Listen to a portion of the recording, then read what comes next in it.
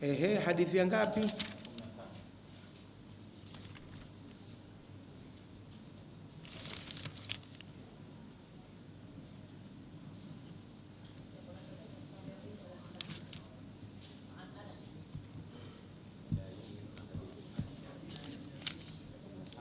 Kwa namba zinakwenda tofauti tofauti hizi.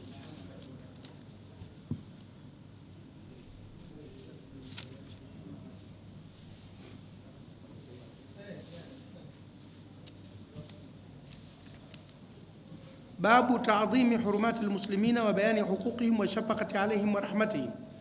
Hadithi ya kwanza ilikuwa ya Abi Musa, hadithi ya pili Nu'man bin Bashir, hadithi ya tatu Abi Huraira, ya nne Aisha, ya tano Jariri, ya sita Abi Huraira, ya saba Aisha, ya nane tena Aisha, ya tisa Abi Qatada, ya 10 Jundubu, ya 11 Ibn Umar, ya 12 Abi Huraira, ya 13 anhu tena kwa Abi Huraira, ya 14 anhu tena kwa Abi Huraira, ya an Anas.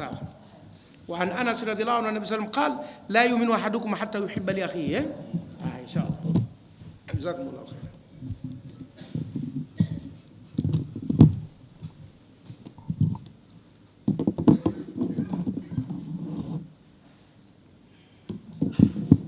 بسم الله الرحمن الرحيم. الحمد لله رب العالمين والعاقبة للمتقين ولا عدوان إلا على الظالمين ونشهد أن لا إله إلا الله وحده لا شريك له ونشهد أن محمدا عبده ورسوله. اللهم صل على محمد وآله كما صليت على إبراهيم وآله وبارك على محمد وآله كما باركت على إبراهيم وآله إنك حميد مجيد. أما بعد، السلام عليكم ورحمة الله وبركاته. Kitabu tunachokwenda nacho ni Riyadhus Salihina na mwandishi ni Abi Zakaria Yahya Sharafuddin an-Nawawi rahimahullahu ta'ala. Na leo tuko kwenye mlango wa babu ta'dhimi hurumatil muslimina wa bayani huquqihim, mlango wa kutukuza heshima za Waislamu na kubainisha haki zao, wa shafaqati alaihim wa rahmatihim, na kuwapenda na kuwaonea huruma. Tuko kwenye hadithi hii ya 10 na ngapi mlionambia? Wa an Anas radhiyallahu anhu an an-nabiy sallallahu alayhi wasallam qala la yu'minu ahadukum hatta yuhibba li akhihi ma yuhibbu li nafsihi. Kwenye kopi niliona mimi ya kitabu hakuna namba katika hadithi kwamba namba ngapi. Kwa hiyo tunakwenda tu kwa mujibu zinavyotiririka. Kwa hivyo vitu vingine kama vimeweka namba, zingatieni hizo namba, lakini mimi kwangu huku hakuna namba. Wa an Anas, na kutoka kwa Anas radhiyallahu anhu, Mungu amwiradhi. Na sahaba huyu Anas bin Maliki tumeshataja habari zake tulipokuwa tukisomesha suwaru min hayati sahaba, kama mtakumbuka, na ni miongoni mwa masahaba walioishi umri mrefu sana, na kwamba Mtume sallallahu alayhi wasallam aliingia Madina akiwa huyu Anas ana miaka 10 hivi kiasi, na Mtume sallallahu alayhi wasallam alipofariki dunia Anas bin Malik alikuwa na kiasi cha miaka 20, na baada ya hapo akaishi kwa zaidi ya miaka 80.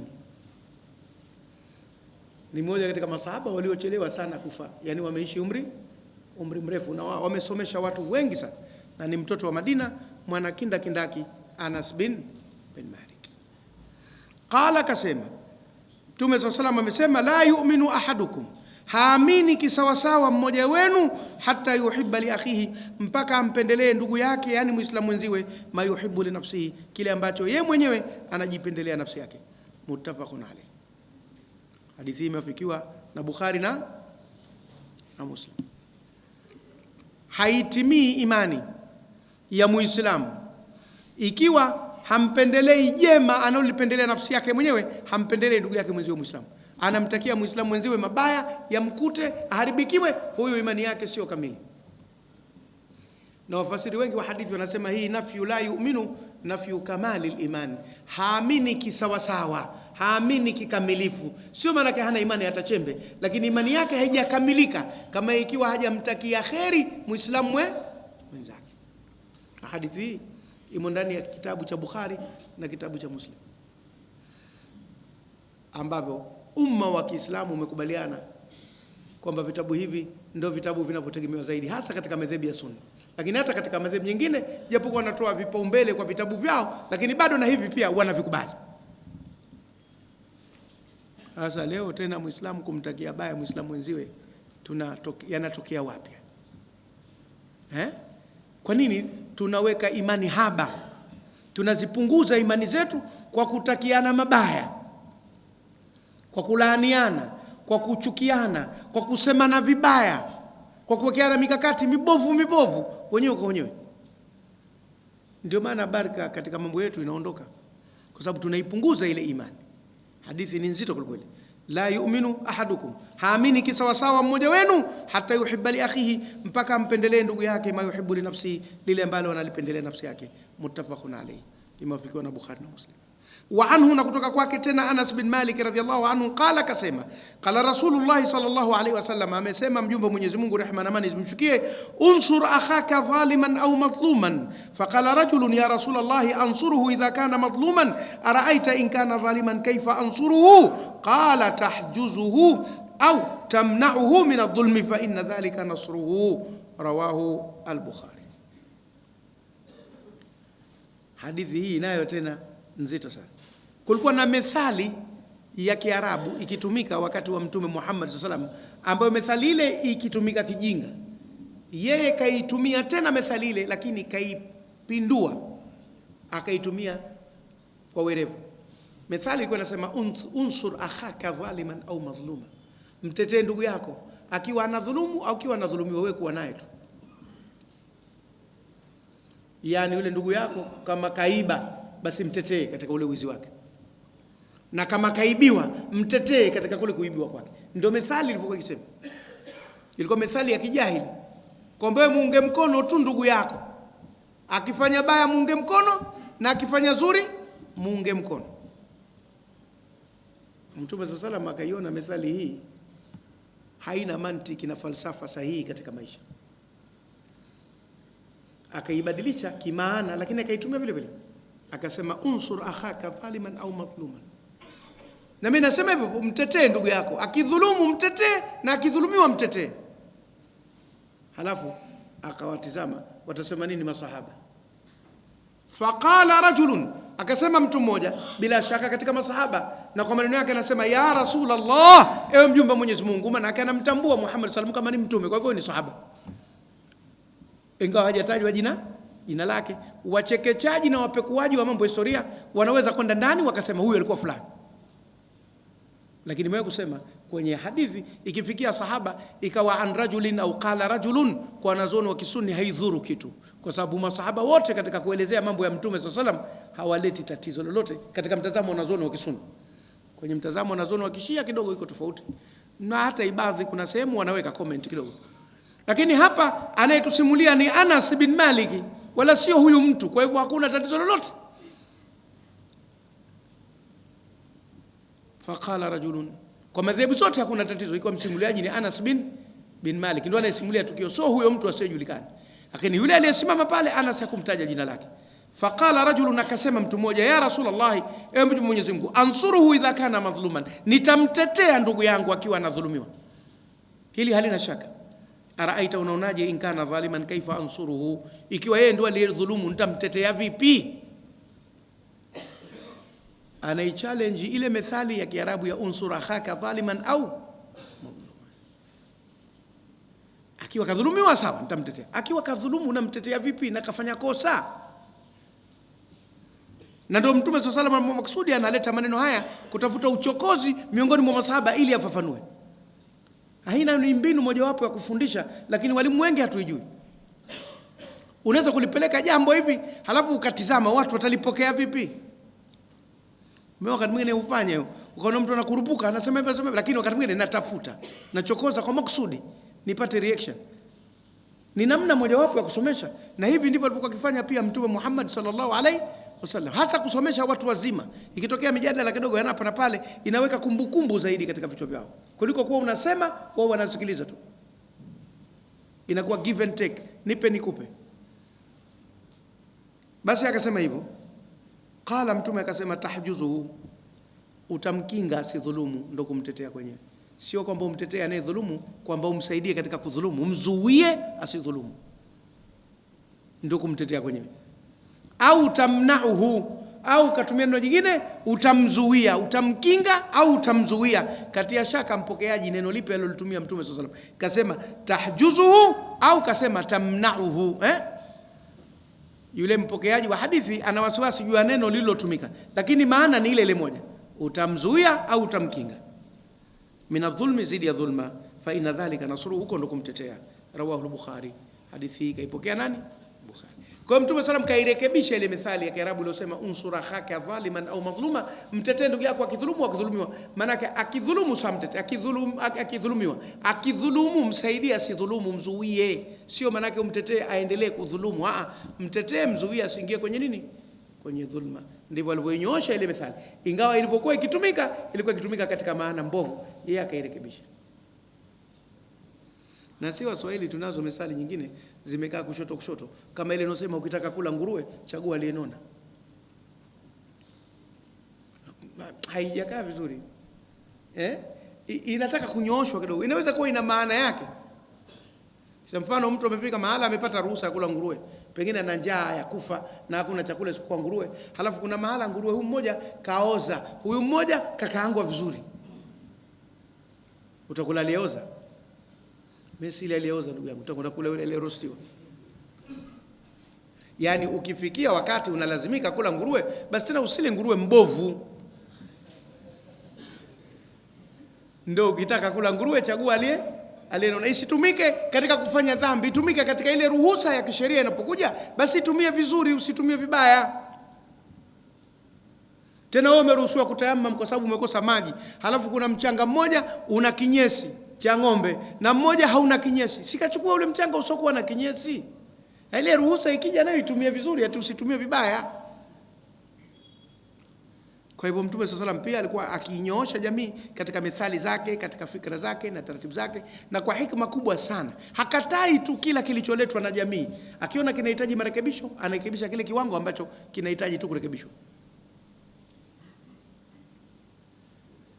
وعن أبي هريرة رضي الله عنه أن رسول الله صلى الله عليه وسلم قال حق المسلم على المسلم 5: رد السلام وعيادة المريض واتباع الجنائز وإجابة الدعوة وتشميت العاطس، متفق عليه. وفي رواية لمسلم حق المسلم على المسلم 6: إذا لقيته فسلم عليه، وإذا دعاك فأجبه، وإذا استنصحك فانصح له، وإذا عطس فحمد الله فشمته، وإذا مرض فعده، وإذا مات فاتبعه أو فاتبعه sio fattabi'uhu, fatba'hu.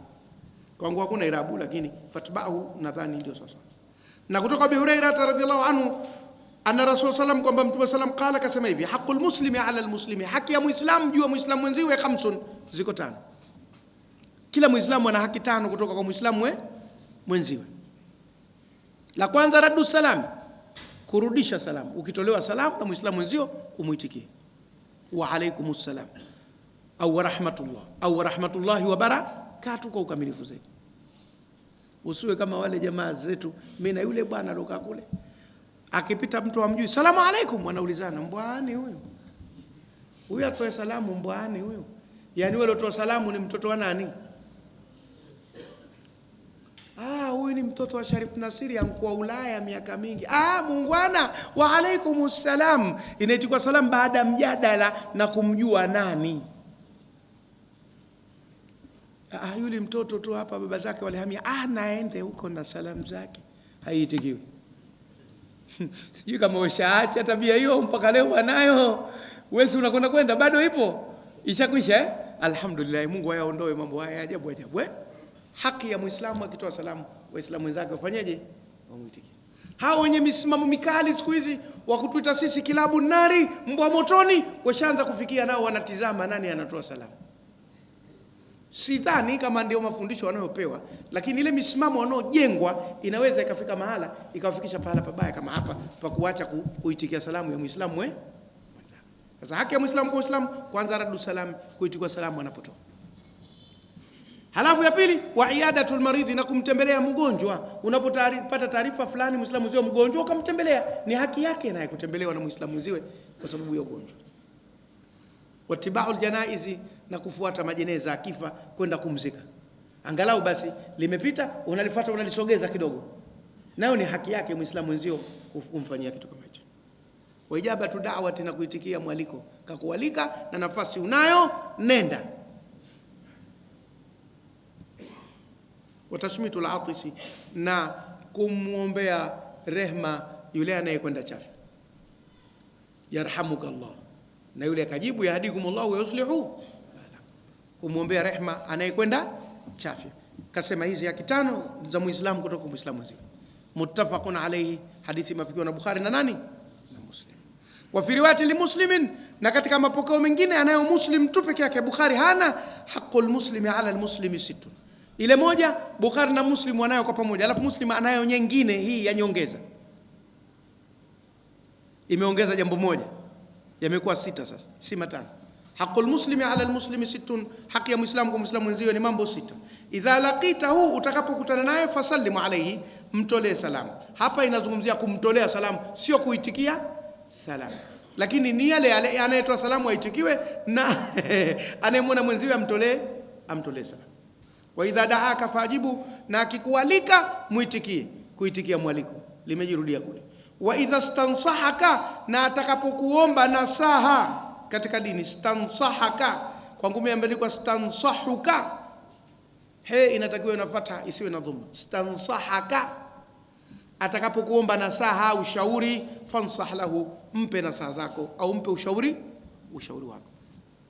Wa idha atasa, na akenda chafya, fahamidallah, akamshukuru Mungu akasema alhamdulillah, fashammithu, mpongeze, yani muombe dua kwa kumwambia yarhamuka.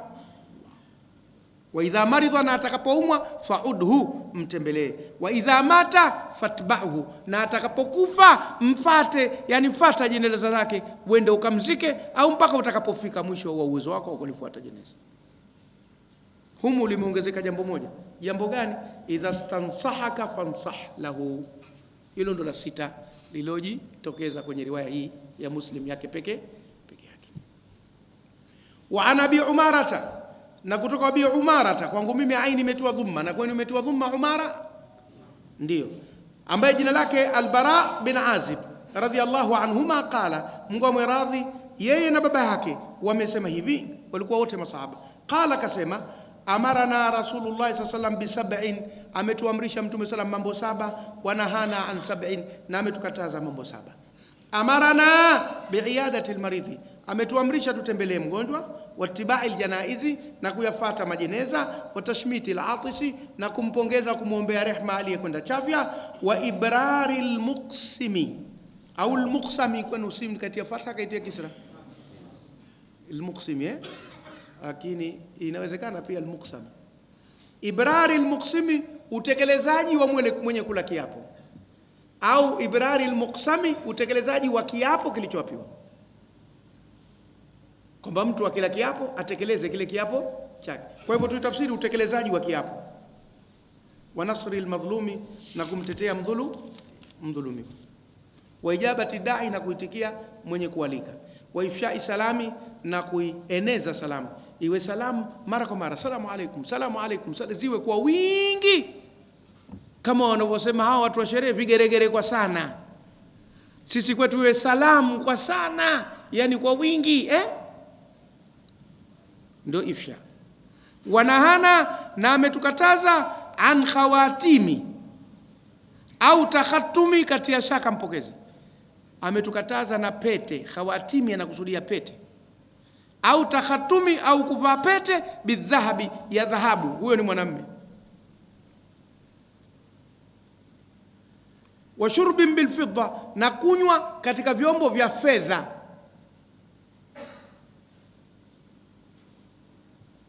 Wa ani mayathiril humri, chini atatafsiri mayathiril humri ni nini.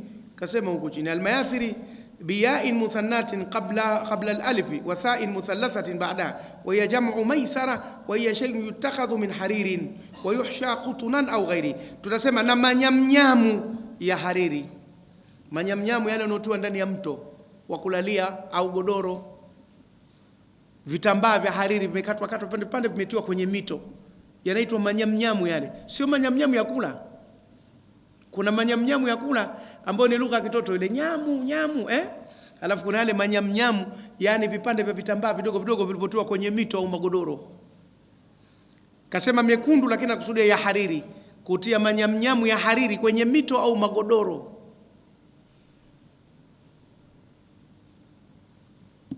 Kaitafsiri nikwambia hapo chini. Halafu akasema wa anil qasiyi, Alafu chini akasema al-qasiyu bi fathi al-qafi wa kasri as-sin, qasiyu al-muhmala al-mushaddada wa hiya thiyabun tunsaju min haririn wa katanin mukhtalitaini, ni nguo zinazotengenezwa kwa hariri na katani zilizochanganywa. Kwa hivyo ni nguo za hariri. Wanaume wamekatazwa kuvaa nguo za nini? Za hariri. Kwa hivyo na nguo za hariri hiyo nzito. Halafu akasema wa al-lubsi, ambayo imechanganywa na katani, wa al-lubsi al-hariri, na kuvaa hariri yenyewe, wa al-istabraqi wa dibaji, na istabraq na dibaji ambazo zote ni aina za hariri. Istabraqi ni hariri ya kijani yenye kumeremeta, na dibaji ni hariri iliyokoza ambayo aghlabu inatiwa kwenye nini? Kwenye mikono, mwisho wa mikono ya kanzu, kwenye koti, kwenye joho, kwenye shingo, kwenye ukosi, ndio dibaji. Hata kwenye kitabu kuna kitu kinaitwa dibaji, inakuwa kama utangulizi, lakini zote ni aina za hariri. Kwa hivyo hiyo al-istibraq ni hariri, al-istabraq. Wa hullu asawira min istabraq, na hii ni hariri ya kumeremeta, inatokana neno barq. Barq ni umwesa. Kwa hivyo ni ile hariri ambayo ina reflect mwangaza, kiwasha taa inarudisha mwangaza, inameremeta, na aghlabu inakuwa ya kijani yenye kung'ara. Wa dibaji, na dibaji ni hariri iliyokoza nzito. Zote ni jamii za hariri. Muttafaqun alayhi, hadithi mafikwa na Bukhari na Muslim. Haya ni mavazi ya peponi. Hapa duniani Waislamu hawataki kuvaa, labda iwe kwa dharura, kiwango kidogo sana, kama wanavyosema tuwafiki, kisizidi usawa vidole viwili.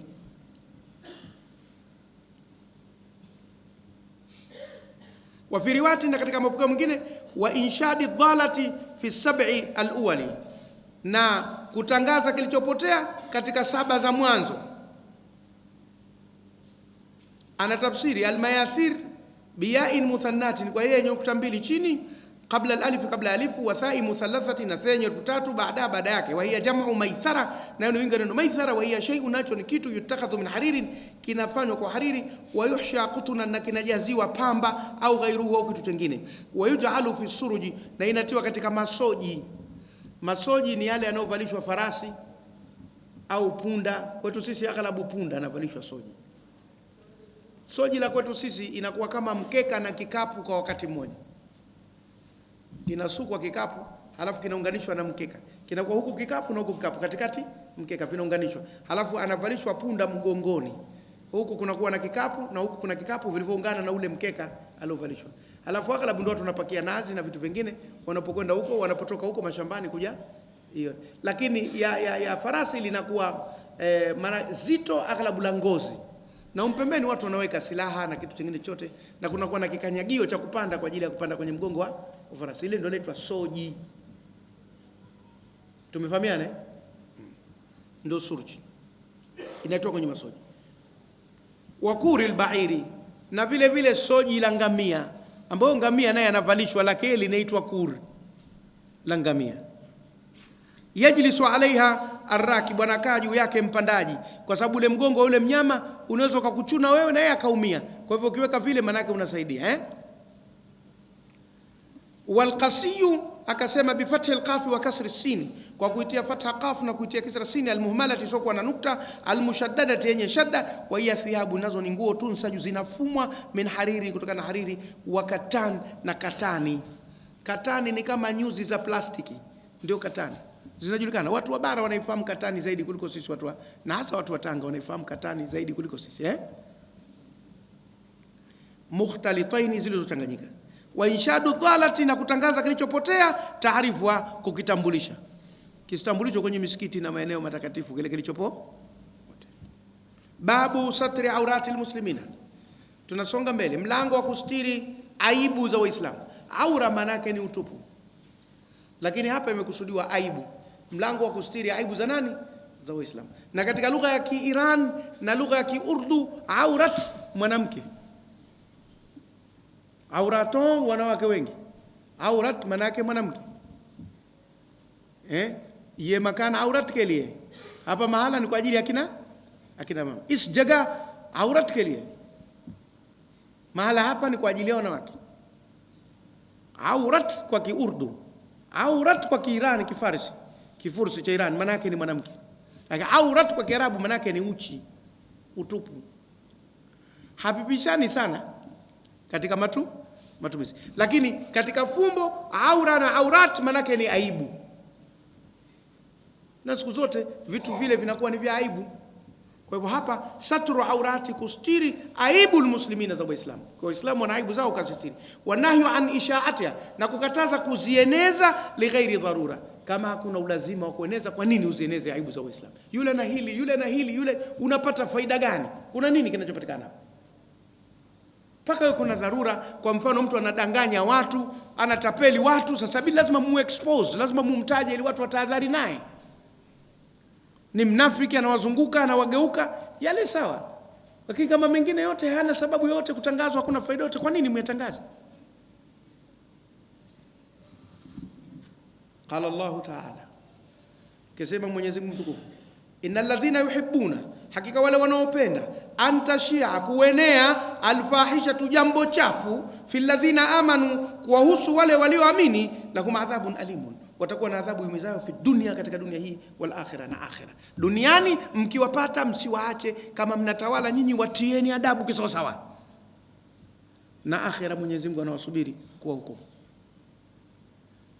Aya hizi zilikuja na naamini ziko kwenye suratul Nur hizi aya, kwa sababu ya kile kisa cha kuzuliwa bibi Aisha kuwa kafanya jambo chafu. Na Mwenyezi Mungu amezungumza kwa ukali sana katika eneo lile. Sasa tunasema innal ladhina, hakika wale ambao yuhibbuna, wanapenda, antashia, kuenea, kuzagaa, alfahisha, jambo chafu, fil ladhina amanu, kuhusu wale walioamini, lahum adhabun alimun, watakuwa na adhabu iumizayo fi dunya wal akhirah, katika dunia hii na akhirah. Duniani mtawatia adabu, na akhirah Mungu anawasubiri kama hawajatubu atawatia adabu. وعن أبي هريرة رضي الله عنه عن النبي صلى الله عليه وسلم قال لا يستر عبد عبدا في الدنيا إلا ستره الله يوم القيامة. رواه مسلم. Mwenyezi Mungu atujalie katika. Anasema Mtume صلى الله عليه وسلم kwa mujibu wa hadithi aliyopokea sahaba Abu Huraira, la yasturu abdun abdan, hamsitiri mja mwingine fi dunia, katika dunia hii, illa, isipokuwa Mungu atamlipa hivi, satarahu Allah, na yeye atamstiri Mwenyezi Mungu mja yule aliyemstiri mwenziwe يوم القيامة, siku ya kiyama. Kwa kama hakuna faida, hakuna haja ya kutaja aibu za watu na kuwakashifu. Kama hakuna dharura ya kufanya hivyo kwa kusaidia dini, kwa kusaidia haki itendeke, usiende kote huko kutaja aibu za watu, hakuna sababu. Na sote sisi tuna yetu, aso hili ana lile, mambo Mungu kayagawa, alokiumba jalali, haramu kukikosoa. Sio mzee? Si unakumbuka maneno yamesemwa hapa Zanzibar? Usijivune kwa umbo, maumbile sote sawa. Nyusi na kopeni pambo, huota na kunyolewa, yako maalumu mambo ndio yanayowaniwa. Yanajulikana hayo. Waliyasema washairi, ingawa wao wameyasema kwa madhumuni mbalimbali, lakini ndani yake yana ukweli. Mambo Mungu kagawa, aso hili ana lile. Hatari. Sote sisi, kila mmoja akiamua kutufuatilia, kila mmoja atakuwa na kasoro yake. Wa anhu, na kutoka kwake tena Abi Huraira radhiyallahu anhu qala, kasema sami'tu Rasulullah sallallahu alayhi wasallam yaqul, nilimsikia Mtume sallallahu alayhi wasallam akisema, kullu ummati muafa illa almujahirina wa inna min almujaharati an ya'mala ar-rajulu bil-layli 'amalan thumma yusbiha wa qad satarahu Allahu alayhi fayaqulu ya fulanu amiltu al-barihata kadha wa kadha wa qad bata yasturuhu rabbuhu wa yusbihu yakshifu satara Allahi, muttafaqun alayhi. Halo hili kubwa. Anasema Abu Huraira, nimemsikia Mtume sallallahu akisema, kullu ummati muafa, umma wangu wote umepata afwa, umepata misamaha, umeepushwa na mambo mbalimbali, illa, isipokuwa al-mujahirina, wale wanaotangaza waziwazi, wanaofanya mambo dhahiri shahiri jahara, wanaoyaweka nje mambo, wanaotangaza mambo waziwazi. Wa inna min almujaharati, na hakika katika kutangaza waziwazi mambo, an ya'mala ar-rajulu bil-layli 'amalan, kuwa mtu atende kitendo usiku, thumma yusbiha, kisha amke asubuhi, wa qad satara Allahu alayhi, na Mungu kamstiri na kitendo kile alichofanya usiku, fayaqulu, alafu yeye mwenyewe aseme, ya fulanu amiltu al-barihata, amkute mtu ambaye, ewe fulani, jana mimi nilifanya jambo kadha wa kadha, sinione hivi. Anajitangaza mwenyewe. Wakad bata yasturuhu rabbu, na wakati alishalala usiku na Mungu kamstiri. Wa yusbihu yakshifu satara Allah, alafu anamka asubuhi mwenyewe anajisifu kwa kuikashifu stara ya Mwenyezi Mungu. Achilia mbali kumkashifu mwenzako, hata we mwenyewe kuzitaja aibu zako ni kosa. Jana nilipata mzigo si wa kawaida. Nini? Magendo ya karafuu. Mbona mnacheka cheka tu? Magendo ya karafuu. Sio magendo ya karafuu. Hakuna haja ya kujifakharisha kwa magendo. Tumevamiana eh? Kila mtu akishafanya jambo ajistiri, atubu. Mwenyezi Mungu kishamstiri, basi naye ajistiri, asijirishe yake wala ya mwenzake. Muttafaqun alayhi, imewafikiwa na Bukhari na nasema Imam Nawawi katika kitabu hicho Riyadhus Salihin akafanya bidii kubwa sana kuzikusanya hizi hadithi kutoka maeneo mbalimbali na kutuweka kwenye mambo ya kimaadili. Si tumezoea zaidi hadithi zile za fiqh za nini, za ushindani. Hizi zinakutengeneza kitabia uwe una maadili ya Kiislamu. Wa anu, na kutoka kwake tena Abi Huraira ani nabii sallallahu alayhi wasallam qala, Mtume sallallahu amesema, idha zanatil amatu fatabayyana zinaha falyajlidha alhadda wala yusarrib alayha, thumma in zanat athaniyata falyajlidha alhadda wala yusarrib alayha, thumma in zanat athalithata falyabi'ha walau bihablin min sha'r. Muttafaqun alayhi. Watathribu at-tawbikhu. Zama zile ilikuwa bado utumwa upo na watu walikuwa kimiliki watumwa. Sasa mtu anamiliki kijakazi, halafu ile kijakazi anaweza kufumaniwa amezini na mtu mwingine kama ni mtumwa au mtu wa kawaida. Sasa watu walikuwa wanamtoa nje, wanamchezesha kindumbwe. Anaweza kuvuliwa nguo, akatembezwa mtaa mzima, anapigwa mikwaju. Malaya huyu hivi na hivi. Na ndo zamani ilikuwa ile kindumbwe. Tukiwaambia sasa hivi watu kindumbwe maana yake nini, wengi hawajui. Kindumbwe ilikuwa ni desturi hasa za watu wa makabila ya pwani ya Tanganyika, wakiwemo Wazaramu, kwamba ikiwa mtu ana tabia ya kukojoa kitandani, naye tayari shakuwa mtoto mkubwa, asubuhi anavalishwa nguo zile zile alizokuwa kazirovya mikojo, alafu anapakwa masizi mwili mzima, alafu kuna ngoma fulani inapigwa, anapitishwa kwenye mitaa yake yote, kindumbwe charira, kindumbwe charira, kikojozi kakojo, ana nguo kaetia moto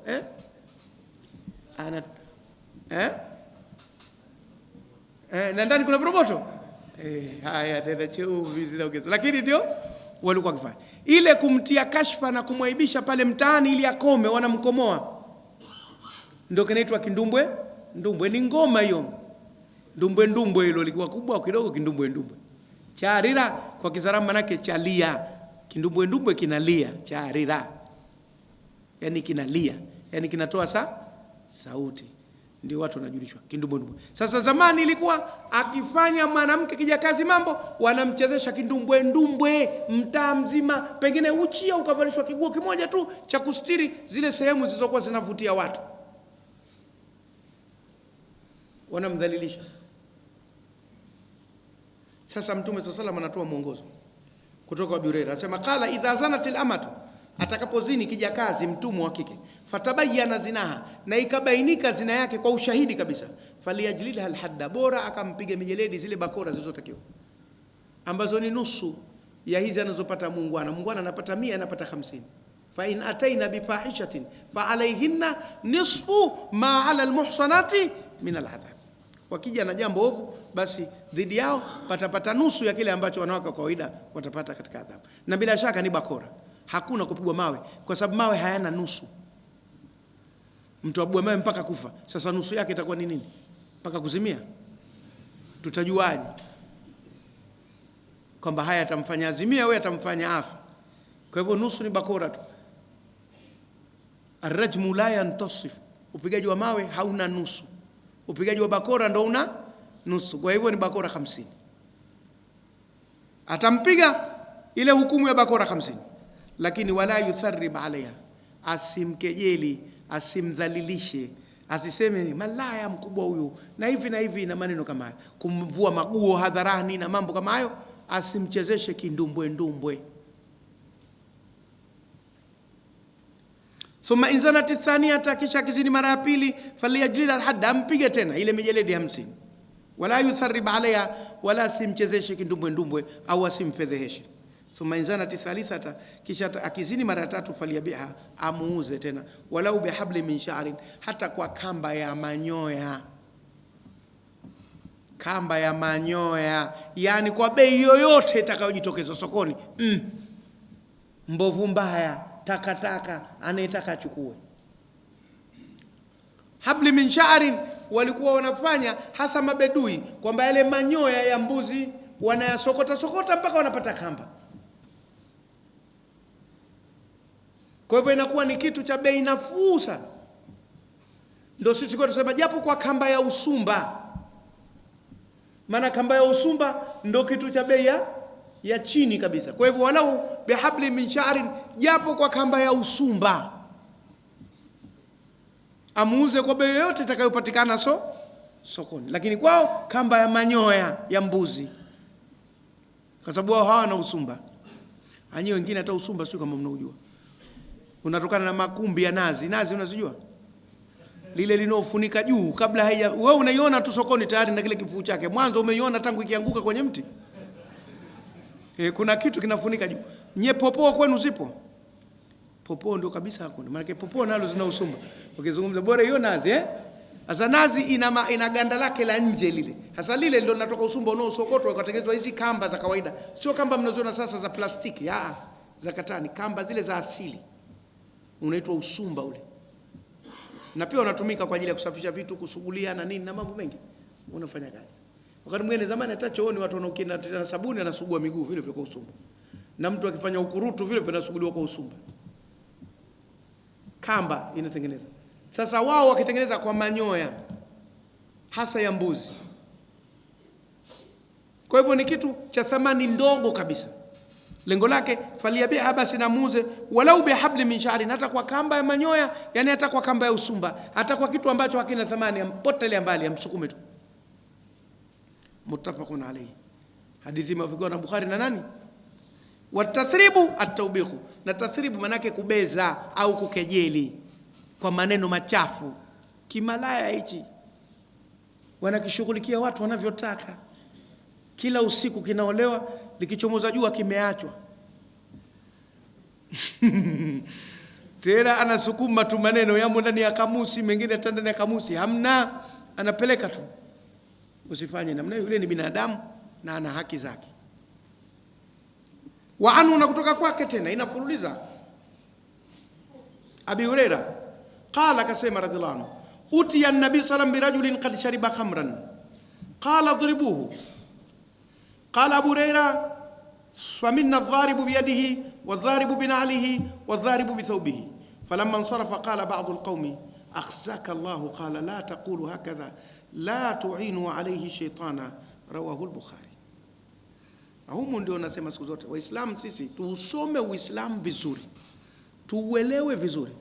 Wakati mwingine sisi tunakuwa sababu ya wasiokuwa Waislamu kuukataa Uislamu, na wakati mwingine tunakuwa sababu ya wasomi Waislamu wenzetu wasomi kuona kuwa Uislamu ni dini ina mambo ya kishenzi,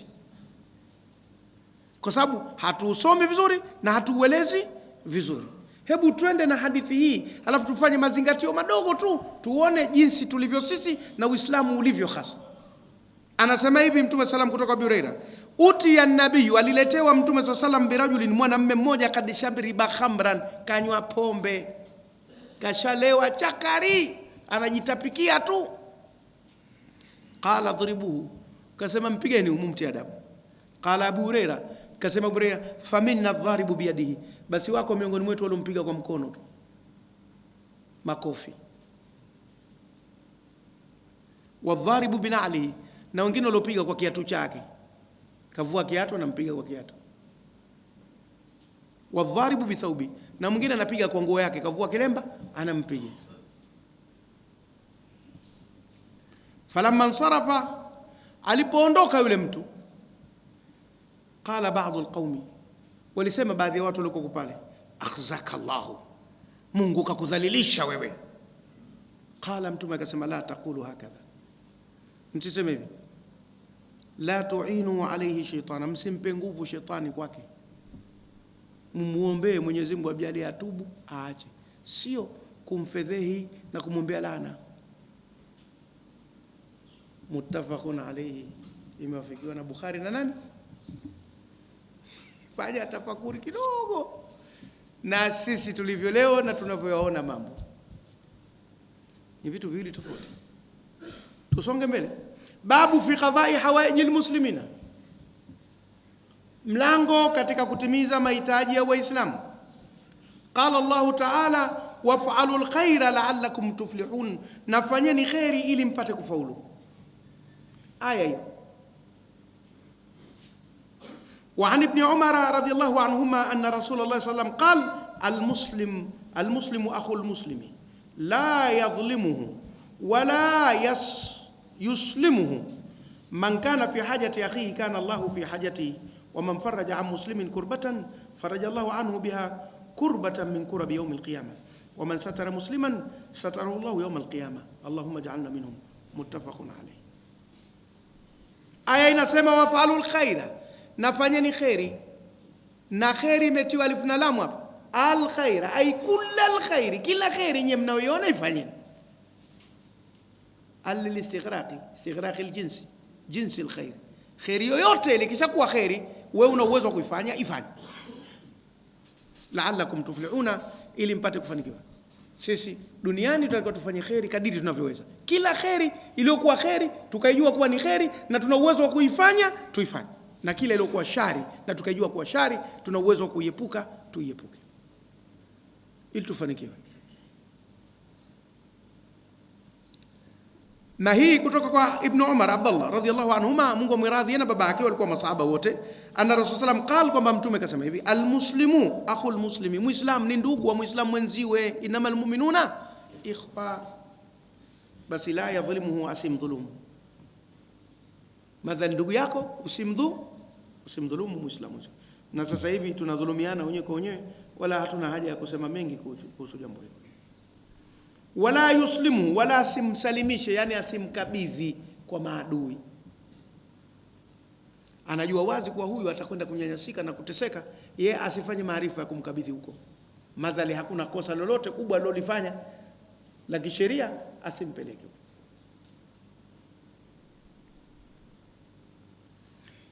Man kana fi hajati akhihi, atakayekuwa katika kushughulikia mahitaji ya ndugu yake Muislamu, kana Allahu fi hajati, na Mwenyezi Mungu atakuwa akiyashughulikia mahitaji yake. Kwa hivyo ukishughulikia mahitaji ya Muislamu mwenzio, na Mwenyezi Mungu naye atashughulikia mahitaji yake.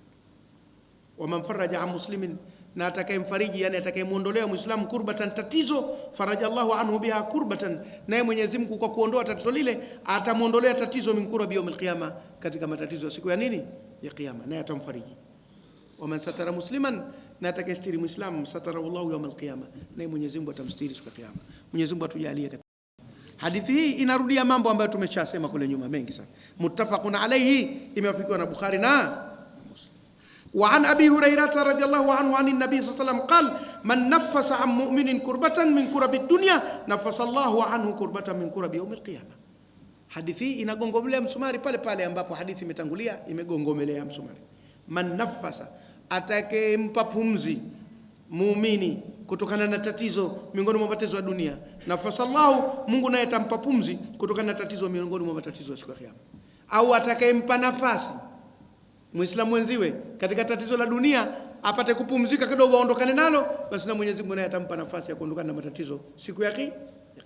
Na nafasi ile, tanafusi inaweza kwa pumzi na nafasi kutoa na nafasi, lakini maana yake ni kumfariji, kumwepusha, kumpa afueni. Atakayempa afueni Muislamu mwenziwe katika tatizo lote katika matatizo ya dunia, basi Mwenyezi Mungu naye atampa afueni mtu huyo katika tatizo lote miongoni mwa matatizo ya akhera.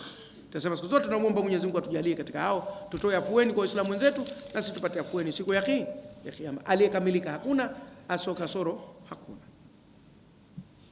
Waman yassara ala mu'sirin, na atakayewepesisha jambo kwa mtu mwenye uzito, yassara Allahu alayhi fi dunya wal akhirah, Mwenyezi Mungu atamwepesishia naye mambo yake duniani na akhera.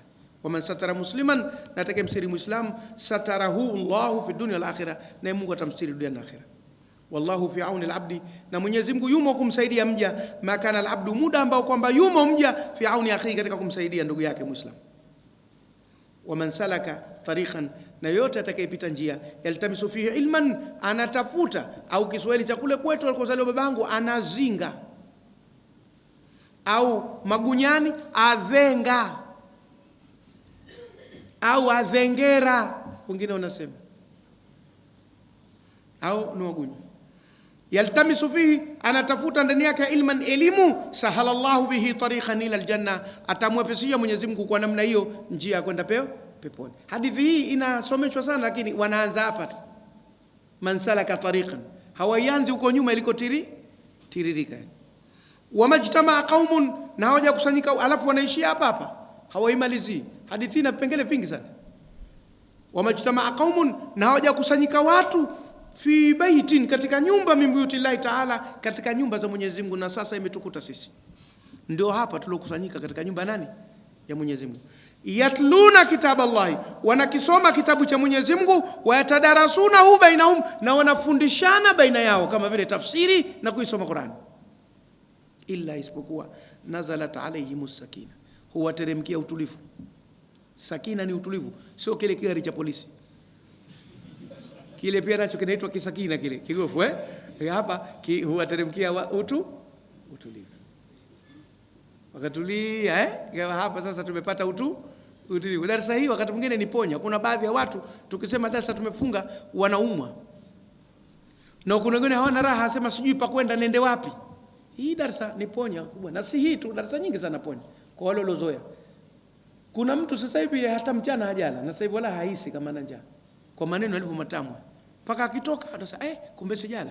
Kuna mwingine anadaiwa sasa kazima na simu anasikiliza darasa, akimaliza kusali na washa simu nakuta message, pesa zangu utalipa lini? Aiseli kwa kwenye darasa. Na sote, si hata mimi naweza kuwa na yangu, lakini kija hapa kwenye darasa napata utulivu fulani. Nikisha kukaa tu hivi, nikishaona na umma huko unanisikiliza na vitabu vipo hapa mbele, kuna mambo mimi nayasahau kabisa, najua na ni mtu, nikitoka ndo nayakumbuka. Muona kazi. Kwa hivyo hizi inaleta utulivu kabisa Basi illa nazalat alayhim sakina wa ghashiyatuhumur rahma, na hugubikwa, yani hufunikwa katika kila eneo na rehema za Mwenyezi Mungu. Ghashya manake kugubika, kufunika, gubi kila mahala. Wa ghashiyatuhumur rahma, na hugubikwa, yani hufunikwa kila mahala na rehema za Mwenyezi Mungu. Wa haffathumul malaikatu, na huwazingira malaika kila upande, wapo kila mahala. Wa dhakarahumullahu, na Mungu naye huwataja fi man indahu, kwa wale alionao kule malaika. Mnaona waja wangu wako pale, wanasoma habari zangu, wanajifunza ninachosema mimi. Kwa hivyo Mwenyezi Mungu anakutajeni angalau. Sisi hapa duniani ukitajwa na rais, sasa rais kanitaja huko, barabara mimi natajwa na rais. Kutajwa na Mungu je, ndio kubwa kuliko lote. Kutajwa na rais kitu gani? Anaweza kusema mtu mbaya mhalifu, kamkamateni mumfunge. Kutajwa na Mwenyezi Mungu ndio jambo kubwa. Na Mwenyezi Mungu anakutaja huko. Yuko pale fulani na fulani na fulani yupo, na fulani na fulani yupo. Bana. Haya. Waman bataa bihi amaluhu lam yusri bihi nasabu. Rawahu Muslimun, kaipokea Muslim. Chini anasema hii namba 7, akasema bataa manake qasara, lam yalhaqu biratbi al-a'mali al-kamilati yamuru an-nasu ala sirati sawa. Wa man bataa bihi amalu, na yule ambaye imefanya uvivu kwake amali yake, yani amesuasua, amekuwa mvivu katika vitendo vyake, basi hatofanywa haraka kunasibishwa navyo. Yani itakuwa siku ya kiyama, kwa mfano ulikuwa unasali lakini unasali kivivu. Sasa wanapoitwa au tunapoanza kuzungumza wanaosali, wewe kidogo tambue bukona, wewe utazungumzwa baadaye. Umenifahamu? Kwa sababu sala zako wewe unakwenda kusali alfajiri bado una matongo Allah, imamu akisoma unasinzia uko vivu tu inasoma Allahumma fima hadina fima nadaita, wewe mikono imekaa hivi Allahumma fima imekuwa ile amali yako umekwenda nayo kivivu vivu. Sasa tunapokuja kuzungumzia wanaoswali alfajiri kwa nyakati zinazotakiwa, wewe kwanza utawekwa kando, utajadiliwa baadaye, lakini hutofanywa haraka kuhusishwa nayo amali ile kwamba huyu ni katika wale wanaoswali alfajiri. Tumefahamiana? Au kama vile unatoa sadaka, tena wamepita watu msikitini wanachangisha pale, washakuja, sijui kama hizi pesa zitakwenda kweli. Unataka 50 inatumika siku hizi, unaitumbukiza. Kwa hivyo tutakapokuja kuzungumza watu waliokuwa wakitoa sadaka msikitini, wewe kidogo utawekwa pembe, tutakuangalia baadaye. Kwanza tutizame hawa. Tumefahamiana vizuri hapo? Nataka ufanye ibada na vitendo vyema kwa ukakamavu na kwa kuamini kwamba nafanya sawa sawa na mkabidhi Mwenyezi Mungu. Imeingia Ramadhani, kufunga, huyu mwezi wa kushinda na njaa ndio ushafika. Siku ngapi vile? Ya Rabbi ajalie uandame 29 wakati wa kuonekana 30, wakati wa kuonekana iwe 30 tumekula sasa. Wakati wa kupatikana Idi iwe 29 angalau. Halafu ajalie jua liwe linazama mapema 12:15 hivi, mambo yashakuwa tayari. Unaona wewe unakuwa zile amali zako ni za kivivu, unaona kama vile hizi ibada ni za mateso. Tumefahamiana vizuri hapo? Kwa hiyo na wewe hutofanywa haraka kuhusishwa nayo kwamba huyu ni katika wafungaji, huyu ni katika wasaliji, huyu ni katika watoaji sadaka, huyu ni katika watoaji zaka. Utakuwa husishwa haraka, utawekwa pembeni. Kwanza tutazungumza wale wenye credit zao, ndio tunawapa first priority. Alafu tutatazama na wewe kama unaweza kuqualify ukamiti zile qualifications, tutakuingiza. Una pembeni. Sasa kwa nini mtu akajiweke katika orodha ya kufikiriwa asijiweke katika orodha ya watu waliokuwa mstari wa mbele katika mambo ya kheri? Wasari'u, lazima watu wafanye haraka kabisa katika kutamsamaa Mwenyezi Mungu na kufanya mambo ya nini? Ya kheri. Rawahu Muslimun, amepokea Muslim. Babu shafaati, mlango wa maombezi. Shafaa bifathi shini, shafaa. Na Kiarabu kina maneno yanakaribiana kwenye matamshi, lakini maana zinatofautiana. Kuna shifaa na mwisho kuna hamza. Shifaa kwa hamza ile ni ponya, matibabu. Shafaa maombezi. Hapa tunazungumzia shafaa maombezi, na ile wengine wanasema shufaa, wengine wanaitia dhumma, hasa wanawake wanazaliwa wengi wanaitwa shufaa. Awalimba wanakumbuka, twaomba shufa zako. Unakumbuka Rabbi uliumba mbingu ukaumba na dunia, na sisi sote walimwengu dini ukatushushia. Nilikuwa kasida ile mmekwenda kuitia vyombo na nini mziki mkatuharibia tu kasida letu. Paratosha inshallah. Sile ndio, lakini ilifikisha ujumbe alhamdulillah. Ile na tone la mvua na mambo mengine. Turudi kwenye mada. Babu shafaa, mlango wa maombezi. Nataka nibainishe shafaa tuelewane vizuri. Shafaa inakuwa ni nini? Kimsingi shafaa maana yake ni kukubali kwamba huyu ninayemwombea kafanya makosa, lakini naomba huruma tu zitumike kumhurumia, sio uwakili. Uwakili ni utetezi. Kimsingi wakili anaamini kuwa anayemtetea hajafanya kosa. Basically anasema he is innocent. Mwenye shafaa anasema basically he is guilty. Kimsingi huyo ana dhambi, lakini naomba huruma. Tumetofautiana baina. Ndio maana mtume anaambiwa qul lastu alaikum biwakili. Waambie mie kwenu si mtetezi, si wakili mie. Sendi kutetea kwa Mwenyezi Mungu. Unakuwa wakili vipi mbele ya Mwenyezi Mungu anayejua kila kitu? Viungo vinatoa ushahidi, mpaka mtu mzima atataja safari alizokwenda za gia toka. Utasimama mbele ya Mwenyezi Mungu ukawe wakili kumwambia huyu anaonewa? Thubutu. Yaani Mwenyezi Mungu kila kiungo atanambia, wewe umezini mara ngapi? Fumba mdomo tufungulie huko chini. Haya tuambie huko chini umezini mara ngapi? 72. Unasema mwenyewe. Chini kuna tamka. Sasa huyo anataka wakili, kuna wakili gani atakayekwenda kufanya kazi huko? Hakuna. There will be no advocate there. hakutakuwa na wakili. Tumefahamiana?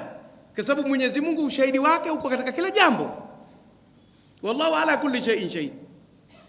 Yeye mwenyewe anashuhudia kila kitu. Malaika wapo, wal malaika tunashaduna, na viungo vitashuhudia. Lakini atakuwepo muombezi tu. Ya Rabbi, huyu mja wako kakosea, lakini nakuomba ya Rabbi msamehe. Hiyo ndio shafaa ambayo katika mitume wote watapewa, lakini kinara wa shafaa ni Mtume Muhammad sallallahu alaihi wasallam. Na sisi ndio kipenzi chetu waliojaa ndani ya nafsi zetu. Asiyempenda mtume shauri yake. Allahumma salli ala Muhammad. Anayemdharau mtume shauri yake. Asiyemtambua Mtume Muhammad sallallahu alaihi wasallam shauri yake. Hatuna yakini sisi kwamba tutakwenda kuingia peponi kwa uhakika. Kwa yote tunayofanya, bado tunamkabidhi Mwenyezi Mungu, ndiye mwenye kujua. Na shafaa za Mtume sallallahu alaihi wasallam zitulinde. Asifanye mtu dhambi akasema mtume mjomba wangu mie sharifu. Tujitahidi kufanya mambo ya kheri, alafu tumwachie Mwenyezi Mungu, na shafaa za mtume zipo kwa namna hiyo. Sasa ndio shafaa nitaka niigusie. Wakati mwingine watu wanafikiri kwamba ni kitu rahisi. Si kitu rahisi. Na Mtume sallallahu alaihi wasallam kasema atakayefanya hivi na hivi atakuwa haramu mimi kumwombea, simwombei. Na atakayefanya hivi na hivi kahalalisha, mimi nimwombee. Moja ni ile dua ya adhana, Allahumma rabba hadhi da'wati tamma wa salati alqa'ima ati Muhammadan alwasila walfadila wadarajata alaliyata arrafi'a wa ba'athu Allahumma almaqama almahmud alladhi wa'adta innaka la tukhlifu almi'ad. Tukimwombea hilo Mtume sallallahu alaihi wasallam anakuja sema huyu alikuwa katika orodha ya wanaoniombea, sasa basi yeye namfanyia shafaa. Na kama yeye hataki kufanywa shafaa, ana watu wake vile vile, nataka nitamsikiliza. Daraja kubwa hili tumepewa. Na Mtume tu salam tukapewa daraja hili. Lakini sasa tunalifanyia mchezo, kazi yetu kugombana tu sisi. Haya turudi. Qala Allahu ta'ala, akasema Mwenyezi Mungu mtukufu, man yashfa' shafa'atan hasanatan, atakayeombea maombezi mema, yakul lahu nasibu mina, naye atapata fungu katika maombezi hayo mema. Utatiliwa thawabu nawe kwa kuombea watu mambo ya kheri, kwa kuwatetea watu, kuwatakia watu mambo ya kheri, na wewe fungu lako unalo. Kwa hivyo ni cheo kikubwa na daraja kubwa kabisa. Wa an Abi Musa al-Ash'ari, na kutoka Abi Musa al-Ash'ari radhiyallahu anhu qala kana an-nabiy sallallahu alayhi wasallam idha atahu talibu hajatin aqbala ala julasaihi, alikuwa Mtume sallallahu akijiwa na mtu mwenye kutaka jambo huwaelekea aliokaa nao, faqala, akasema ishfa'u tujaru, muombeeni wenanye mtapata ujira, wa yaqdi Allahu ala lisani nabiyhi, na Mwenyezi Mungu atatimiza mahitaji kwa ulimi wa nabii wake, mahaba anavyopenda. Muttafaqun alayhi wa fi riwayatin ma shaa, katika riwaya nyingine anachotaka. Kwa hivyo hata wale masahaba wanaweza, mnamjua wewe lokuja, mnamtetea, tumsaidie, tufanyeje? Nayo ni shafaa ile. Ziko shafaa za dunia na shafaa za akhira. Kwa hivyo nayo vile vile kwenda kumuombea mtu, jamani mpeni huyu. Kwa mfano mtu anaomba kazi, halafu hawamjui watu mahala hapo, lakini wewe unamfahamu. Kwa sababu huyu namjua, mtu mwenye khulqa njema, mpeni kazi. Nayo ni shafaa. Au hizi sponsor katika mambo ya masomo, au recommendation letters kwenye mambo siku hizi kuna vitu unaambiwa ulete shahada tutazkia, ndio recommendation letters, barua zinazokutambua we.